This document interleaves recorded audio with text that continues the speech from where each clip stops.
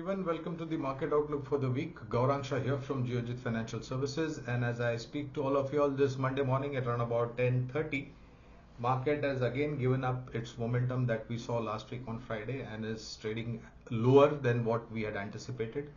Before I go any further, let me give you certain levels on the Sensex, Nifty Bank, Rupee Dollar, as well as crude oil. 71,960 is the level on Sensex, down about 710 points. Nifty is at about 21,860, down 190 points. Rupee dollar equation 0.01 paise weakness in the rupee against the dollar, and the level is 83.52. On Brent and NYMEX, that is the energy basket, crude oil, little bit lower levels this Monday morning.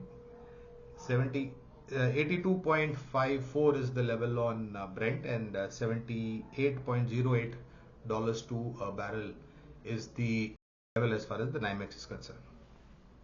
Let me come to the markets because that is where all the action and spotlight is.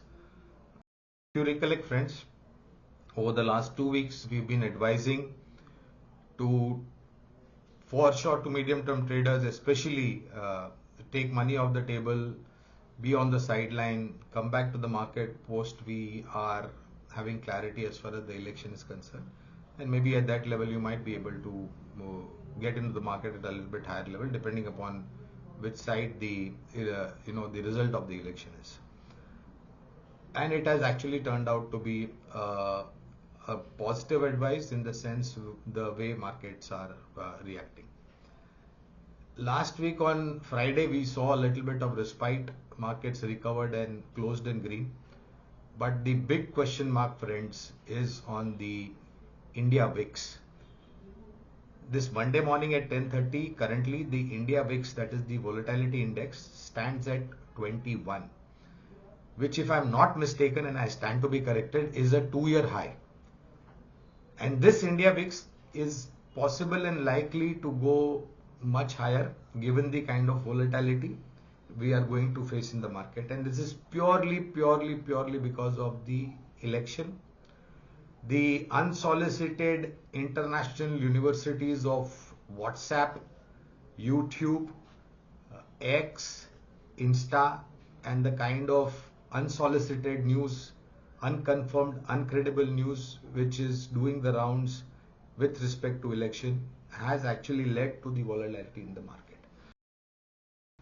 And this is going to get a little bit more elevated on the higher side. Today, friends, is the fourth phase of election as we speak. Again, by the end of the day, news channels, experts, political experts, not so political experts, and especially on the social media, unsolicited international universities, you are going to read a lot of news and opinions, and at sometimes that creates a lot of uncertainty in the market. And this will continue till about 1st of June, which is the last phase of election. Then you will have the exit polls on 2nd or maybe 1st evening itself. 2nd, 3rd, 4th June, 2nd, 3rd June will be extremely volatile. 4th June we'll have the outcome of election, and 5th June we'll react on the outcome of that election. I will again like to reiterate what we've been recommending for small, short-term, medium-term investors.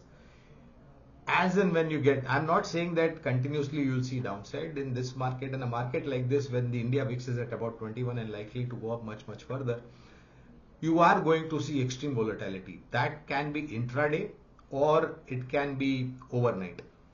In the sense, you might recover like we saw Friday we recovered, but today, this morning, Monday morning at 10:30, we have lost all that ground, and we gone in fact a little bit deeper than what we recovered on Friday. That's going to be the kind of market that we'll have to witness for the next 20-25 odd days, whatever remains. If you are not prepared to withstand this volatility, I'm talking about only traders, my friend. Please mark my word, this advice is to only short-term, medium-term traders.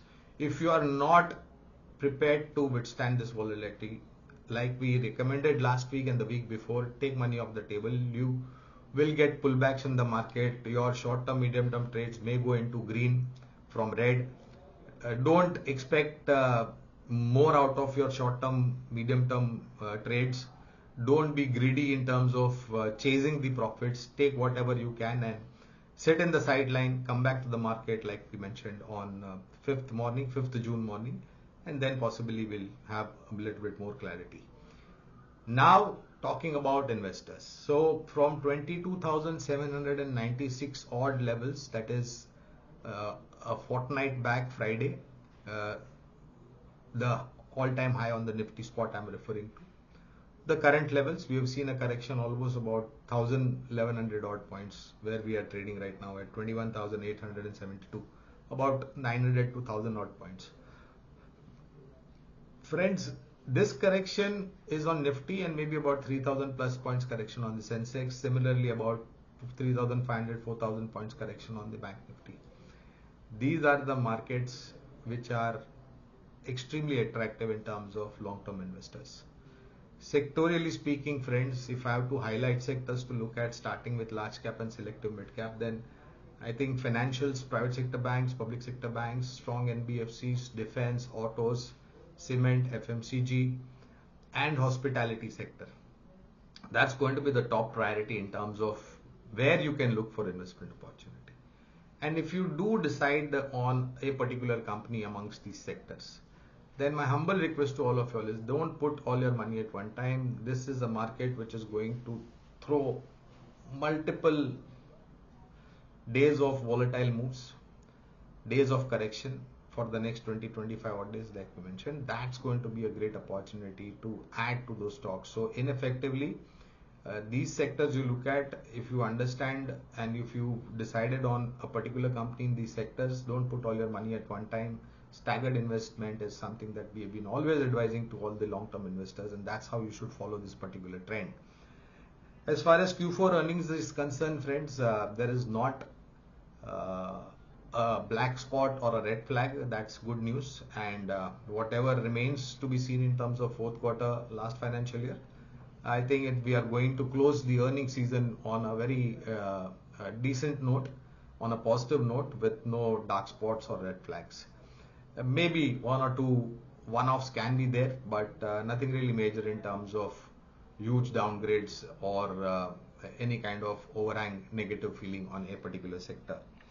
Global news flows, thank God there is no adverse news as far as the Middle East geopolitical situation is concerned between Iran, Hamas and Israel, and let's hope it stays that way so that crude oil prices can get a little bit lower, which will add to a little bit more comfort zone for economies like India and likewise who are largely dependent upon crude oil imports.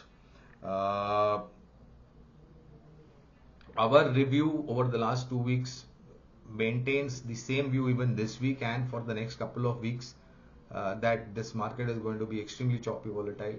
Though the levels that we mentioned last week are on the lower side, the market is trading much lower than that, and possibility is that after seeing 1,000 point correction, maybe the downside could be protected from here on. Again, it totally depends upon what rumors are doing the rounds as far as the unsolicited international university of social media is concerned.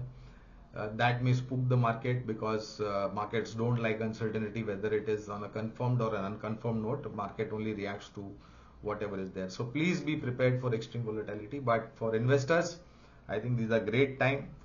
Go out and park your money selectively in a phased out manner. And every time that we interact with all of you all on Monday morning every week, we give you 2 investment ideas. Have got 2 more this time. First one is an auto ancillary stroke OEM segment company, Exide Industries. If you remember, friends, about fortnight or 3 weeks back, there was a news flow as far as Exide Industries is concerned.